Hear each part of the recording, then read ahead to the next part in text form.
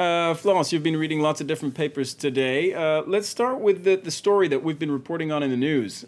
India and Pakistan, tensions escalating along their common border in the disputed region of Kashmir. What are regional papers saying about that? Well, we're going to take a look, first of all, at the Indian press. The Times of India points out that 2 Indian soldiers were killed in this territorial dispute on Tuesday. It was an attack, they say, was carried out by the Pakistani army. Now, the Pakistani army denies this, but according to a lot of the Indian press, it claims that soldiers crossed the line of control into Indian territory for this ambush. In fact, the Times of India wonders if a commando unit was behind this attack. Meanwhile, there have been a lot of calls for calm in both the Indian and the Pakistani press. For instance, in the Hindu, the Indian paper, their editorial says that India and Pakistan shouldn't play with fire. It says that the peace process between the two countries has brought a tremendous amount of good to the lives of people that live along the border. And though India does have a right to protest against this incident, both sides should explore how to strengthen ties between them, they should consider ramping up their level of interaction.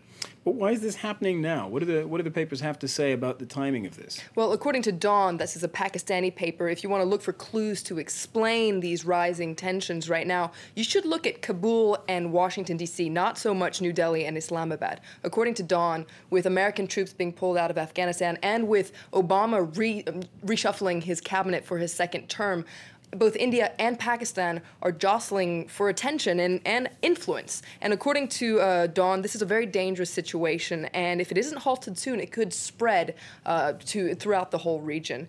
Gulf News also points out that this heightened tension serves the military agendas of both India and Pakistan because it diverts public fury away from other issues in both countries. And Gulf News also urges the two countries to minimize the damage for regional security. And it points out that they should focus on confidence-building measures such as easing visa restrictions and even promoting sports like cricket. That's interesting analysis on the geopolitical angle to this and how it's all to do with vying for influence in Afghanistan. Let's move on to Australia wildfires. A lot of papers have this heartwarming story coming out of Tasmania, which was ravaged by bushfires. That's right. This is the photo that you are seeing all over the international press today. It's an incredible photo that was taken by a man named Tim Holmes, and it captures a photo of his wife and their 5 grandchildren holding on for dear life to a sea jetty. Now, The Independent tells their incredible story. So they were basically keeping their grandchildren when all of a sudden they say they saw these tornadoes of fire coming towards them. So they acted as quickly as they can. They ran for the sea. They had to stay there for about 2.5 hours with water up to their necks because there was only a very small amount of clean air that they could breathe. Eventually, Mr. Holmes found a dinghy and pulled his family out to sea where the air was a lot cleaner. 2.5 hours with the grandchildren? With the grandchildren.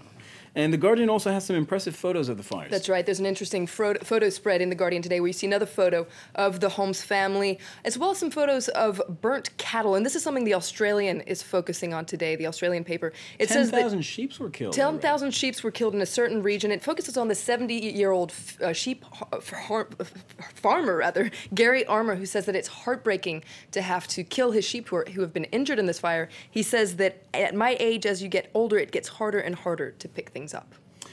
Another story in the British press. The London Tube turned 150 yesterday. The Independent has a fun article about the history of the Underground. That's right, 150 fun facts, one for each year. So a couple, do you know read why it's all called 150 of them? All 100. Why is it called the Tube, Cyril? I assume it refers to the shape of the tunnel? It does refer to the shape. It was the Daily Mail that coined this phrase, and it became a popular term. How many babies have been born in the Tube? I don't know, but I heard that a baby born on the Thalys train the other day that takes you from Paris to Brussels got a lifetime free tickets going from Paris to Brussels. That's a lucky baby. But there were 3 babies that were born on the Underground Tube. The last one was in 2008. Did they get a lifetime free Oyster card? I hope for them they did. All right, Florence Villamino, thank you very much with the International Press Review, as always. And coming up in business, Venezuela's political